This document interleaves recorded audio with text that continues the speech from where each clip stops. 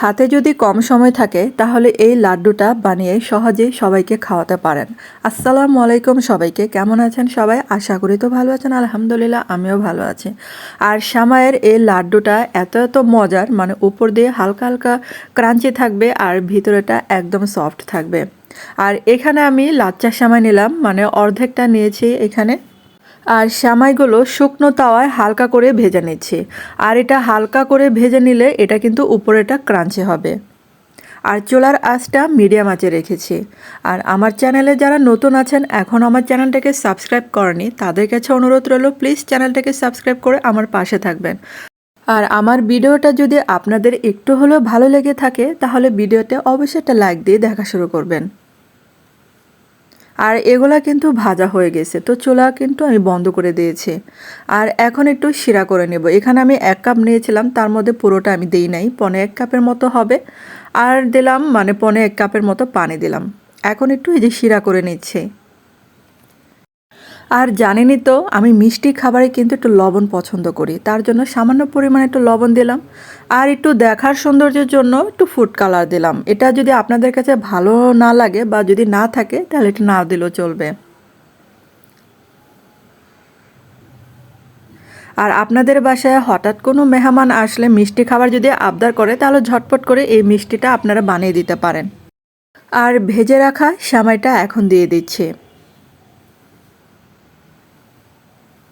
আর বন্ধুরা যারা ফেসবুকে এই ভিডিওটা দেখবেন তাদের কাছে অনুরোধ রইল ভিডিওতে অবশ্যই একটা লাইক দিবেন। আর এখন কিন্তু অনবরত নাড়তে হবে, চুলার জালটা কিন্তু কমিয়ে দিতে হবে। আর আমি কিছু ড্রাই ফ্রুটস মানে বাদাম, যেগুলা পেস্তা মানে কাঠবাদাম আর এই যে কাজু বাদাম, এটা ছিল কুচি করে এটা দিয়ে দিলাম। তারপরে এখন অনবরত নাড়তে হবে। আর চুলার জালটা একদম লোতে রেখে এগুলো করতে হবে। আর আমি এখন 1/2 কাপের মতো গুঁড়া দুধ দিয়ে দিলাম। আর গুঁড়া দুধটা দেওয়াতে কিন্তু এই লাড্ডুর স্বাদটা অনেক অনেক মজার হয়। আর আমি কিন্তু সেমাই দিয়ে মাঝে মধ্যে এই মিষ্টি খাবারটা বানাই, কারণ হচ্ছে অনেক সময় দেখা যায় যে মিষ্টি খাবারের আবদার থাকে, বাসায় হোক বা মেহমান আসুক, তখন কি করি হাতে মানে 5 মিনিট বা 6 মিনিট এরকম সময় রেখে আমি এই লাড্ডুটা বানিয়ে দিই বা মিষ্টি যেটাই বলেন। তারপর কথা বলতে বলতে এখানে 1 চা চামচের মতো ঘি দিয়ে দিলাম। আর আমার কিন্তু মন ভুলো মানুষ, আমার কিন্তু কিচ্ছু মনে থাকে না, আমি এলাচগুলো প্রথমে দিতে ভুলে গিয়েছিলাম, তার জন্য কিন্তু আমি লাস্টে একটু দিয়েছিলাম। আর এলাচের গুঁড়াটাও করা ছিল না, নাহলে এলাচের গুঁড়াটাও দিতাম।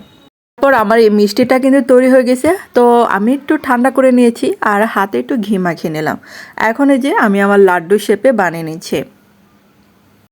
আর এটা কিন্তু একটু গরম গরমই ছিল, তো আমি একটু মানে নিচে রাখছি আর এই যে উপরে তুলতেছি, দেখেই বুঝতে পারছেন তো হালকা গরম ছিল। তো হয়ে গেল আমার সেমাইয়ের লাড্ডু। আর কেমন হলো বন্ধুরা অবশ্যই কিন্তু কমেন্ট করে জানাবেন। আর ভিডিওতে যদি ভালো লেগে থাকে তাহলে অবশ্যই একটা লাইক দেবেন।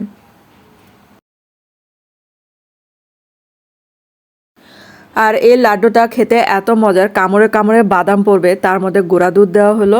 আর সব কিছু মিলে অসাধারণ একটা টেস্ট হয়েছিল। তো ধন্যবাদ সবাইকে ভিডিওটা দেখার জন্য।